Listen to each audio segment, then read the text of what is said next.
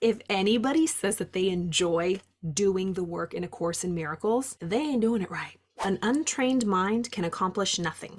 That is one of my favorite sentences from A Course in Miracles. A Course in Miracles is one of my favorite tools. I go back to it over and over and over. It's a self-study program to train our minds to think differently, to perceive the world differently, how we see everyone and everything, through a lens of forgiveness and love with the goal of inner peace. If that sounds intriguing to you, listen on. I encourage you to keep an open mind to the ideas that are shared here in this book, and if it doesn't resonate with you, that's okay. There are many different ways and paths to achieve that inner peace, to gain awareness and knowledge about yourself and how to just get along in this world a little bit better. This has been something I've wanted to do for many, many years. Read each workbook lesson. There are 365 workbook lessons. The book really is comprised of two main parts. There's the text, which is 31 chapters, where it really dives deep into the concepts, the language, really just mind-blowing ideas that are really the polar opposite to everything we've been programmed to think about ourselves, our bodies, the world, the universe, God. And then there's the workbook lessons, the 365 days of lessons.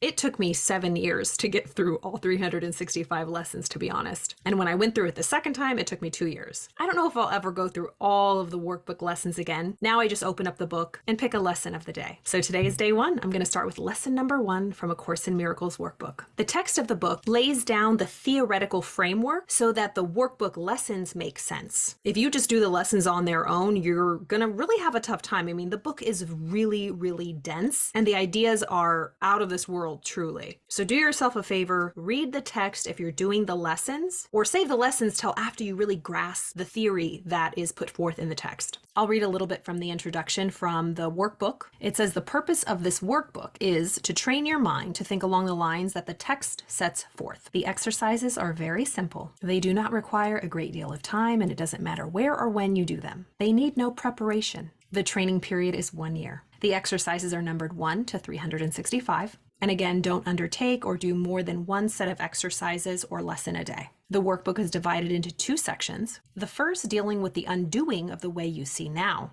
and the second with the acquisition of true perception. With the exception of the review periods, each day's exercises are planned around one central idea, which is stated first. This is followed by a description of the specific procedures by which the idea for the day is to be applied. The purpose of the workbook is to train your mind in a systematic way to a different perception of everyone and everything in the world. You can obviously read the entire introduction to the workbook. And if you don't have your copy yet of A Course in Miracles, I highly recommend getting this copy that's published by the Foundation for Inner Peace. There are a few different publishers of A Course in Miracles, but the Foundation for Inner Peace is the official publisher, so I highly recommend that version. And it includes all of the volumes, the text, the 31 chapters, as well as the workbook for students that we're going to go through together. It also has a manual for teachers and other supplemental reading. And if you're still listening, you're clearly interested in A Course in Miracles. Perhaps you've heard about it before, you've tried to read it before, and it just was like, what does this mean? I know personally for me, when I first got this book, I was like, I want to throw it out the window. A lot of people think that A Course in Miracles is all rainbows and sunshine and like peaceful, spiritual. No, it is a serious confronting of the darkness that lies within us and a way to bring it to the light. Honestly, the best description of A Course in Miracles for me is emotional and spiritual sobriety. It keeps me clean inside. It keeps me accountable for the thoughts that I think, for the emotions that I have. It calls out everything. It's pretty gnarly. If anybody says that they enjoy doing the work in A Course in Miracles, they ain't doing it right. It's excruciating at times, but it leads to such peace and lightness. And it's a beautiful practice, just of forgiveness, shifting our perception of the way we see everything in this world. So without further ado, here we go. This is day 1 of 365, lesson 1 from A Course in Miracles. Nothing I see in this room, on this street, from this window, in this place, means anything. Nothing I see in this room means anything. Now look slowly around you and practice applying this idea very specifically to whatever you see. And it gives 5 examples. This table does not mean anything. This chair does not mean anything. This hand does not mean anything. This foot does not mean anything. This pen does not mean anything. Then look farther away from your immediate area and apply the idea to a wider range. For example, that door does not mean anything. That body does not mean anything. That lamp does not mean anything. That sign does not mean anything. That shadow does not mean anything. Notice that these statements are not arranged in any order, and make no allowance for differences in the kinds of things to which they are applied. That is the purpose of the exercise. The statements should merely be applied to anything you see. As you practice the idea for the day, use it totally indiscriminately. Do not attempt to apply it to everything you see, for these exercises should not become ritualistic. Only be sure that nothing you see is specifically excluded. One thing is like another as far as the application of the idea is concerned. Each of the first 3 lessons should not be done more than twice a day, preferably morning and evening. Nor should they be attempted for more than a minute or so, unless that entails a sense of hurry. A comfortable sense of leisure is essential. That is lesson 1. So at the top of each page, the lesson, and then it's the bold idea for the day. And that's what you repeat. And then it goes on to kind of give you exercises, which is the exercise time, but that is the main idea of the day. So lesson number 1 is nothing I see in this room means anything. Nothing I see in this street means anything. Nothing I see from this window means anything. Nothing I see in this room means anything. The first time I did that lesson, I was like, what is this book talking about? It was so annoying. It took a long time for this idea to set in. Like, what's the point? And I still work on this lesson. Nothing. I was just thinking about this. So there is a tree outside of my childhood home. And I was thinking that, there's been weird things on the leaves. And it's like has a little fungus or something. Like the tree, the leaves are like molting up and the branches, some of them are kind of withering. And I'm like, oh my gosh, is the tree gonna die? And I was thinking in my head, this lesson came to me and said, that tree does not mean anything. This pen does not mean anything. Why do we say this? What's the point of this lesson? I'll share what I've learned from this lesson.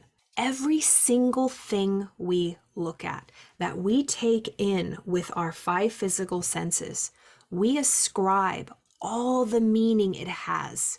We give it the meaning that it has. For example, if I have hanging in my office my degree, it's framed, it's a beautiful degree that I earned, that I paid all that money for, and it means a lot to me. But if a stranger, you, anybody, were to come in, that doesn't mean anything to them. It might evoke some emotion like, wow, maybe she's smart at something, or, oh God, I feel really bad about myself because I didn't go to college. Or you might say, oh, why do people feel like they have to go and get a 4-year degree or whatever? We give everything we look upon all the meaning that it has. We decide what meaning to give it. In and of itself, it means nothing. It is an inanimate object that we fill with all the meaning that it has. So sit with this workbook lesson. Listen to the idea of the day. Do the exercises. No more than a minute, morning and evening. If you're listening to this day, start tomorrow. And pay attention to the objects around you, to the people, to the things you see in the mirror, to your own body. Nothing I see in this room means anything. And of course, your mind is going to jump. Yes, it does. It means so much. Just keep saying it. We're inviting new ideas into our mind that are absolutely polar opposite than the way we actually think. As I'm doing this, I'm looking here. This is a stone. It's a very smooth stone. During my exercise, I would say, this stone does not mean anything. I would keep saying that because in and of itself, it doesn't. But to me, I remember I got this on a beach in Scotland and it means a lot to me and it has so many memories. But if someone were to see this, it has no meaning. We fill everything that we look at with such meaning. So that's what I get from lesson 1. I'm going to try to record these every single day, maybe a couple a day to try to get them out. And then you can listen to them 1 a day, obviously, to go through each lesson 1 through 365. I hope you enjoyed that. If you have any questions, please reach out, message me, comment, and I'll leave a link below to where you can purchase this book, A Course in Miracles. See you next time.